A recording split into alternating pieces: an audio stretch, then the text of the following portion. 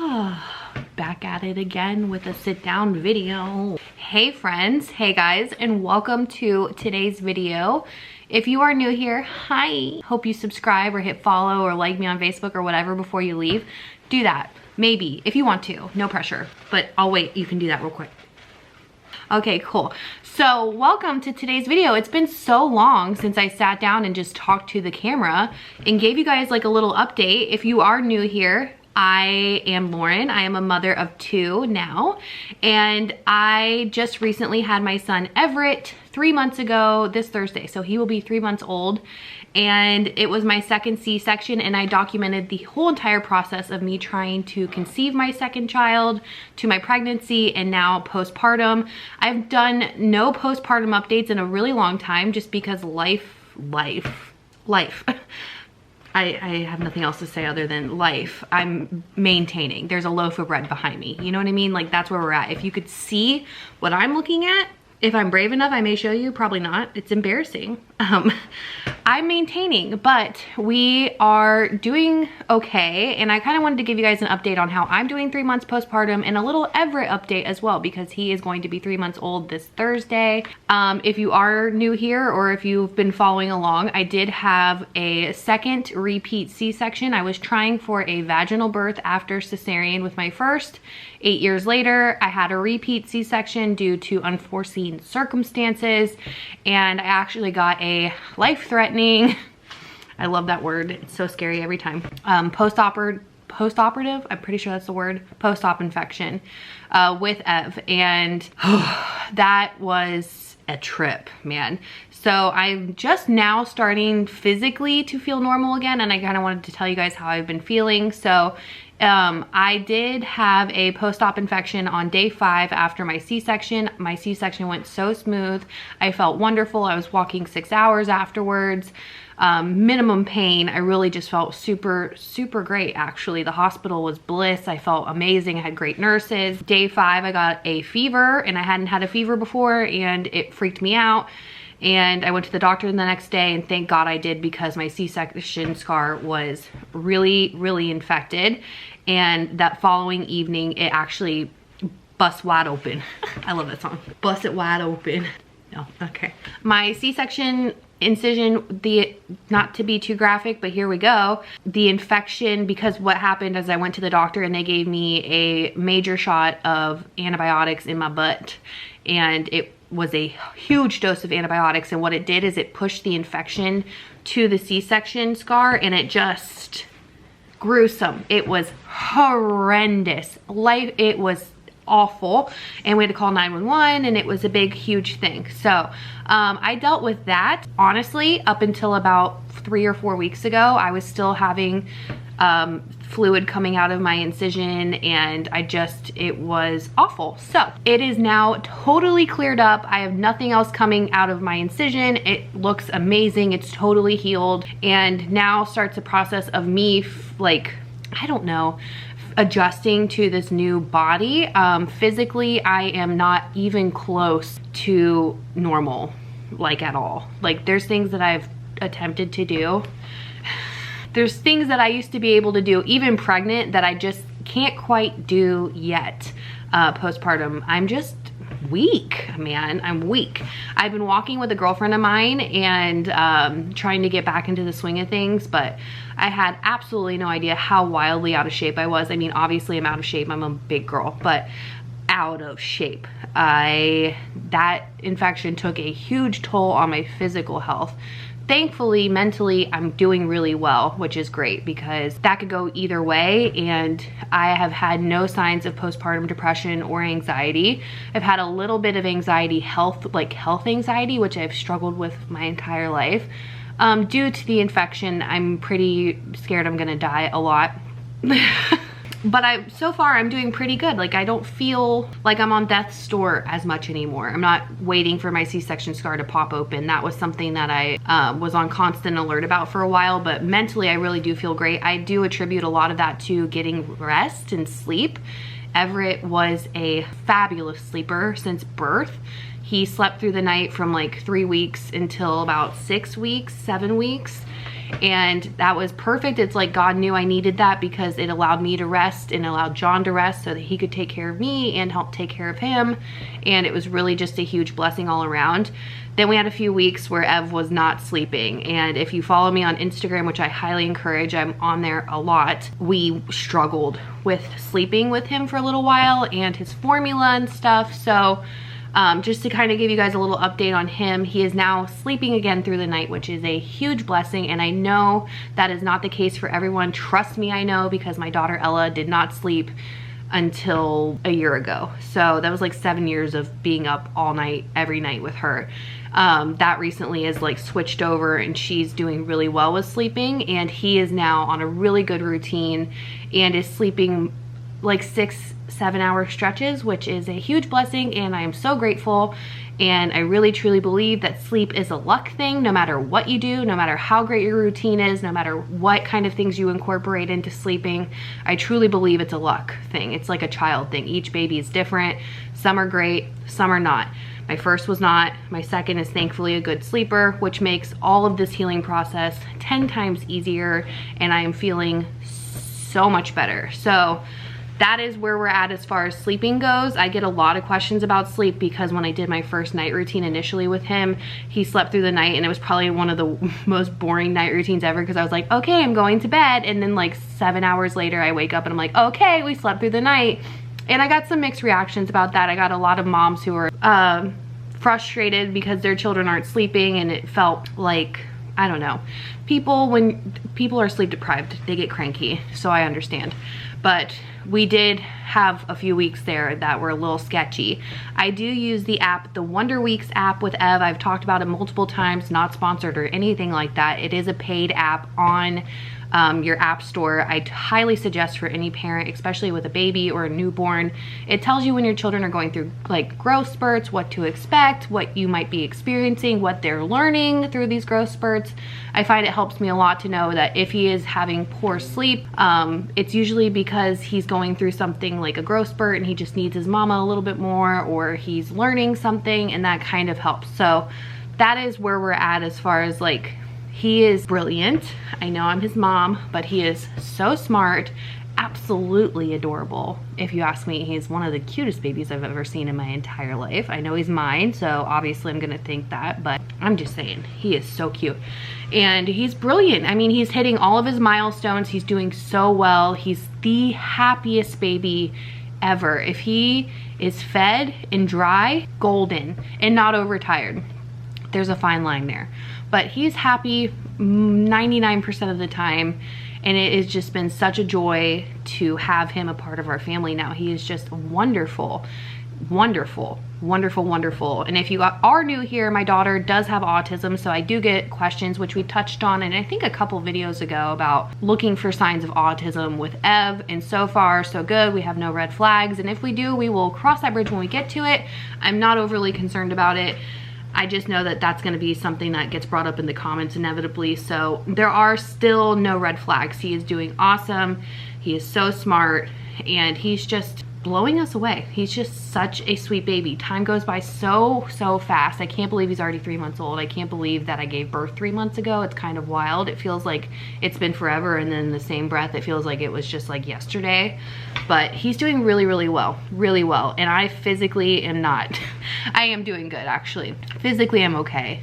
I'm just really out of shape, and it's rough. Like, it's really rough. I was out of shape pre-pregnancy, really, but I've always been big, and I've always been able to move and do things. Like, I've never been held back by my size as far as like physically doing stuff. And I feel as there's some things I just can't physically do yet that I wish I could. So I'm working towards that and trying to build my strength back up and my endurance, and just overall be my best physical self. But at the end of the day, I'm not perfect, and I'm not a perfect eater. So that means I struggle sometimes. I'm still working it out. I'm trying. I did breastfeed for the first 6 weeks of his life, and then we switched to exclusively formula. He was on, or is on, the Infamil Gentle Ease formula, which He was really gassy during that few weeks where he wasn't sleeping. I, as a little investigator, was trying to figure out, why is he not sleeping? What do we need to do different? Why is gas so bad? Blah, blah, blah. You know, that little song and dance that pretty much every mother does. So we did end up switching his formula after talking to his pediatrician. We switched to Similac Total Comfort. At first I thought it was great, and then we realized it actually made him constipated, and we've never had those kind of issues with him before. So he was on that for 2 weeks, and then we just made the decision to switch him back to Gentilese because his bathroom habits just weren't the same and not as regular, and his gas was bad. It just actually wasn't a good switch for him at all. So we switched him back to Gentilese, and we have no plans of switching off again.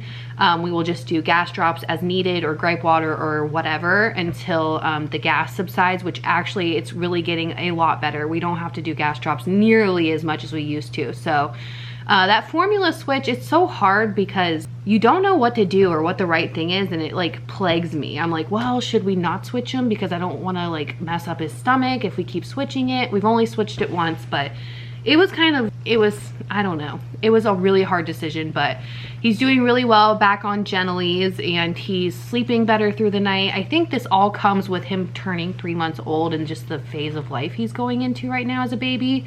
I do know that we're looking into the future and seeing a 4-month sleep regression. That's a thing. So looking so forward to that again, but I will take sleep as long as I can. So he is exclusively formula fed. He's thriving. He is doing well. He's in the 98th percentile for height and the 70th percentile for weight. So he's very tall. And if you don't know, John and I are pretty tall people. So it'll be interesting to see how big he turns out to be, because he's a big boy. Every time I take him in public, everybody's like, how old is he? And I'm like, 2 months. And they're like, what? The nurse was shocked when I said he was 2 months old, because he's just so strong and alert. He looks like a 6-month-old, and he's not. So he's currently in 6-month clothing though, and he's just overall doing really well. He's napping right now on Dad, so I will show you guys him before I wrap this up. We're doing good. I'm adjusting to life with 2 kids. I feel like I'm getting back in the world. Thank you, science. We're gearing up for Ella to come home for summer vacation. She is in school still. She's got 2 more weeks left, and then it's summertime. And last summer we were locked down with the pandemic at home. We did absolutely nothing. We did absolutely nothing for a year. Whew. And it was a rough year. I had, like, other than being pregnant and bringing him into the world, that was a miracle and a blessing. But staying home the way that we stayed home throughout the pandemic was one of the hardest things we've ever done. And I'm thankful that we have all made it out safe and we're well and doing well. But I'm looking so forward to having a good summer of just getting out in the world and doing things again and seeing my friends and just getting back to life. Love that for us. I truly love that for us. I hope that if you are, I know Canada's locked down right now, I'm pretty sure. I hope wherever you are, things are going well and you're feeling better and you're able to start seeing your friends and family again. I hope everybody's doing really well. I'm doing good. I'm doing really good. I'm gonna show you guys like my stomach, because that was something I did through all my pregnancy updates. I'm gonna show you guys like how my belly is. I'm still adjusting to this postpartum body. I am starting to wear shorts now because it is so hot, and I'm trying to just kind of embrace the body, and then I feel like everything else will fall into place, but I'll show you guys where we're at. So this is where we're at. It's not the very best, but I'm feeling better.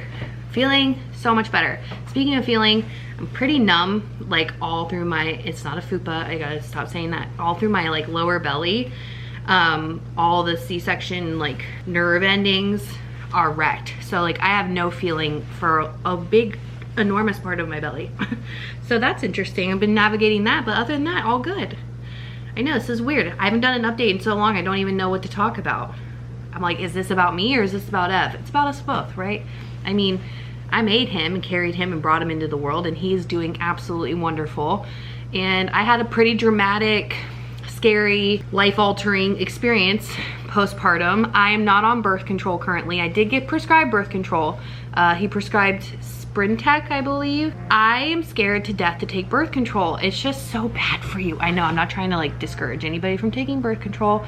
I had the Mirena implant for 6 years and it was wonderful. It did its job. I love that. I just have been super hesitant because the whole blood, it's just not good long-term for your body to be on birth control. It's just not.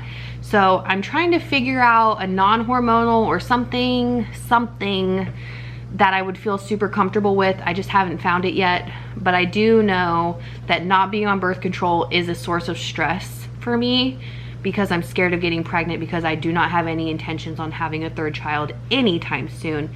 And no matter how safe you are or precautions or whatever you take, that fear of getting pregnant is still there unless you're on birth control for me personally.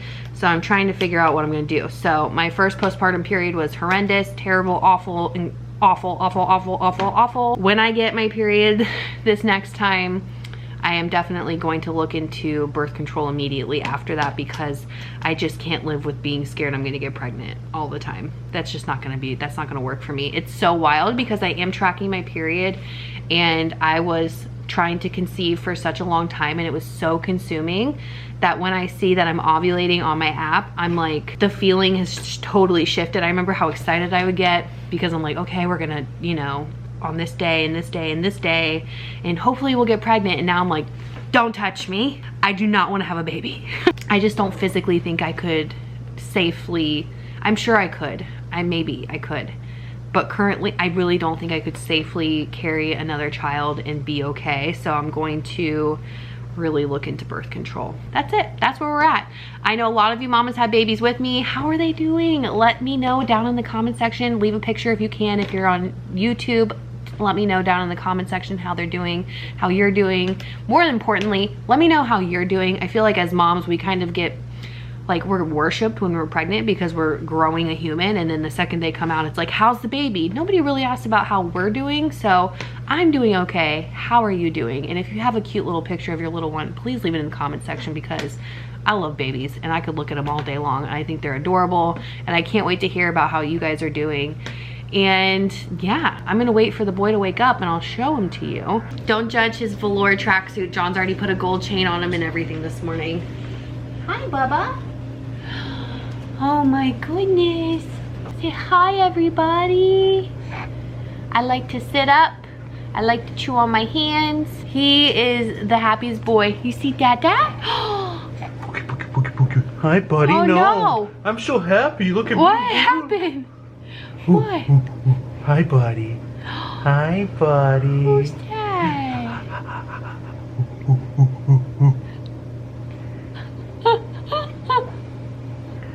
Look at him. He loves his daddy. Who's that, Dada? You can watch. He's gonna follow him out of the room now. That's something we've also noticed is, don't mind this, John, these are the zippers that are inverted and for some reason these ones stump Dad. I like to be active and move. Look how tall he is, you guys. Look how big he is. He's just really a good, happy boy.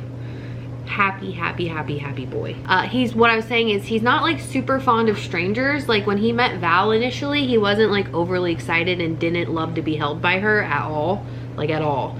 But if John and I are in the room and he hears our voices, he's looking for us, and when he sees us, he's happy again and he's good. So that's normal for this age. Actually, it's one of his milestones that he was supposed to accomplish in the leap that he just started. So he's a little ahead of the game there. Say, stranger danger. You're not my mama. You're not my mama. But once he's been around you a couple times, then he's like, oh, okay, you're safe. He's chit-chatty. He likes to talk about stuff. Huh, you like to talk about, I can't get over this little V-neck situation. It makes it hysterical. He's very like cooey and talks, and he does really great eye contact. Oh, look, Everett. Look, who's that boy? It's Everett. I don't call him by his name enough, so I'm trying to do that more. I don't know if moms can agree with me on that one, but he gets called pretty much everything but Everett. So I don't think he knows his name yet. That's Everett. And he likes to stick his tongue out. He's a miniature John to the fullest. It's like holding a little mini version of John. You saw yourself. Look at him. Hi, Everett. Yeah, you see yourself. You found yourself. Who's that boy? That's Everett. I make no plans, but we hope we will see you guys so soon. Can you say bye-bye? Bye-bye. Bye-bye. Say bye-bye. Bye, friends. Oh, big boy. Look how big he is.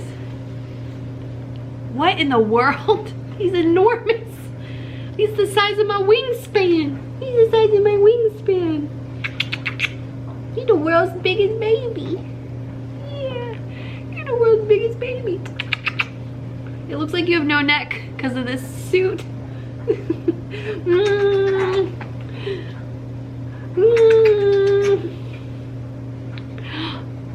Oh, I'm gonna kiss him. I'm gonna kiss him.